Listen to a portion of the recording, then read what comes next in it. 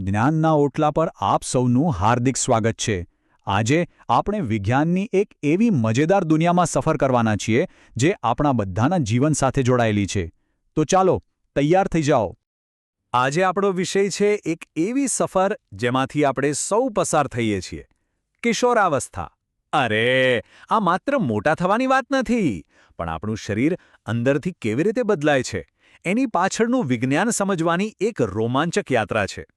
તો આ સફરમાં આપણે શું જોવાના છીએ, ચાલો એક નજર કરીએ. સૌથી પહેલાં આપણે મળીશું આપણા શરીરના સિક્રેટ મેનેજર્સ એટલે કે અંતઃસ્ત્રાવોને. પછી જાણીશું તંદુરસ્ત રહેવાની ચાવી શું છે. એ પણ સમજીશું કે નશાકારક પદાર્થોને ના કહેવું કેમ જરૂરી છે. કેટલીક ખોટી માન્યતાઓનું સત્ય જાણીશું. અને છેલ્લે સમય પહેલાં આવતી જવાબદારીઓની પણ વાત કરીશું. તો ચાલો શરૂ કરીએ આપણા પહેલા પડાવથી. આપણા શરીરમાં આટલા બધા ફેરફારો થાય છે, પણ એની પાછળ કોણ છે? જવાબ છે અંતઃસ્ત્રાવો. તમે એને આપણા શરીરના કેમિકલ મેસેન્જર પણ કહી શકો, જે આપણા વિકાસ અને બદલાવને ચૂપચાપ કંટ્રોલ કરે છે. આ અંતઃસ્ત્રાવોનું કામ સમજવા માટે ચાલો કુદરત પાસેથી એક ઉદાહરણ લઈએ. ક્યારેય વિચાર્યું છે કે પાણીમાં તરતો એક નાનકડો ટેડપોલ અચાનક જમીન પર કૂદકા મારતો દેડકો કેવી રીતે બની જાય છે? શું જાદુ થતો હશે? આ કોઈ જાદુ નથી. આ શુદ્ધ વિજ્ઞાન છે. આ અદ્ભુત પ્રક્રિયાને કહેવાય છે કાયાતરણ.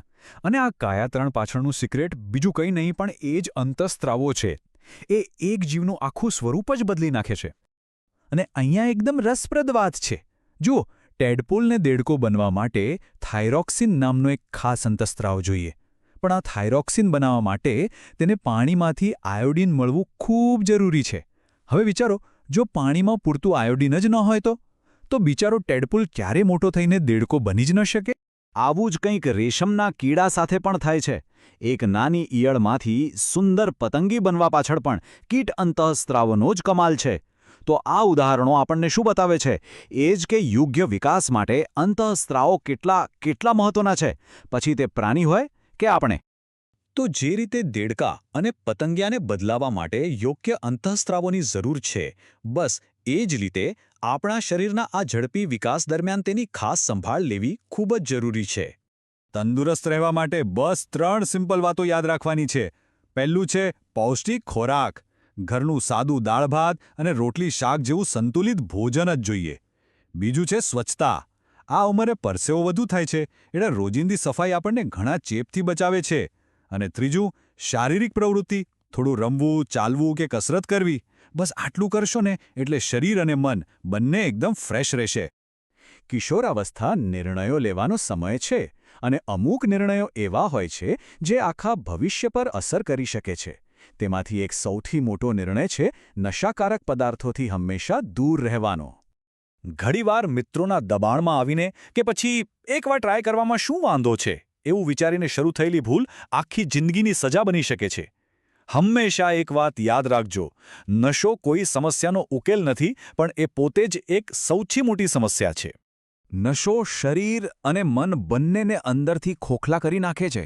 અને એટલું જ નહીં, જો ડ્રગ્સ માટે એક જ સિરિંજનો ઉપયોગ ઘણા લોકો કરે તો HIV, એઇડ્સ જેવો જીવલેણ રોગ થવાનો મોટો ખતરો રહે છે. એટલે જો ક્યારે કોઈ મૂંઝવણ હોય તો નશાનો નહીં, પણ તમારા માતાપિતા કે શિક્ષકોનો સહારો લો. એમની સાથે વાત કરો. આપણા સમાજમાં ઘણીવાર સાચી માહિતીના અભાવે કિશોરાવસ્થા વિશે કેટલીક ખોટી માન્યતાઓ ફેલાયેલી હોય છે. તો ચાલો આજે વિજ્ઞાનની ટોર્ચલાઇટથી એ અંધશ્રદ્ધાને દૂર કરીએ અને હકીકત શું છે તે જાણીએ. ચાલો એક પછી એક આ ખોટી વાતોની પોલ ખોલીએ. પહેલી માન્યતા, ઋતુસ્રાવ દરમિયાન છોકરીઓ અપવિત્ર હોય છે. આ બિલકુલ ખોટી વાત છે. એ તો એકદમ કુદરતી શારીરિક પ્રક્રિયા છે. બીજી ગેરસમજ, બાળકનું લિંગ માતા પર આધાર રાખે છે. ના, વિજ્ઞાન સ્પષ્ટ કહે છે કે પિતાના X કે Y રંગસૂત્ર જ લિંગ નક્કી કરે છે. અને રસોડામાં જવાથી ખોરાક બગડવાની વાત? અરે, એ તો માત્ર એક વહેમ છે, જેનો કોઈ વૈજ્ઞાનિક આધાર જ નથી. હવે આપણે એક ખૂબ જ ગંભીર પણ મહત્વના વિષય પર વાત કરીશું. કિશોરાવસ્થા શીખવાનો અને ભવિષ્ય બનાવવાનો સમય છે. પણ જો સમય પહેલાં જ મોટી જવાબદારીઓ આવી જાય તો? નાની ઉંમરે લગ્ન અને ગર્ભધારણ ખૂબ ગંભીર પરિણામો લાવી શકે છે. સૌથી મહત્વની વાત એ છે કે 18 વર્ષથી ઓછી ઉંમરની છોકરીનું શરીર ગર્ભાવસ્થા માટે શારીરિક રીતે તૈયાર જ નથી હોતું. આનાથી માત્ર માતા જ નહીં પણ જન્મ લેનાર બાળક બંનેના સ્વાસ્થ્ય પર ગંભીર જોખમ ઊભું થઈ શકે છે. આનાથી માતાના જીવનું જોખમ વધી જાય છે. જન્મ લેનાર બાળક કુપોષિત અને કમજોર હોઈ શકે છે. અને સૌથી દુઃખદ વાત, આ જવાબદારીને કારણે શિક્ષણ અધૂરું રહી જાય છે, જેનાથી ભવિષ્ય અંધકારમય બની શકે છે. તો સવાલ એ છે કે આ બધી વૈજ્ઞાનિક જાણકારી શા માટે જરૂરી છે? કારણ કે જ્ઞાન એ જ આપણી અસલી શક્તિ છે. જ્યારે આપણી પાસે સાચી સમજણ હોય ત્યારે જ આપણે આપણા જીવન માટે સાચા અને સારા નિર્ણયો લઈ શકીએ છીએ. આ જ્ઞાન જ આપણા સ્વસ્થ અને ઉજ્જવળ ભવિષ્યનો પાયો છે. કિશોરાવસ્થાની આ વૈજ્ઞાનિક સફરમાં અમારી સાથે જોડાવા બદલ આપ સૌનો ખૂબ ખૂબ આભાર. આશા છે કે તમને કંઈક નવું શીખવા મળ્યું હશે.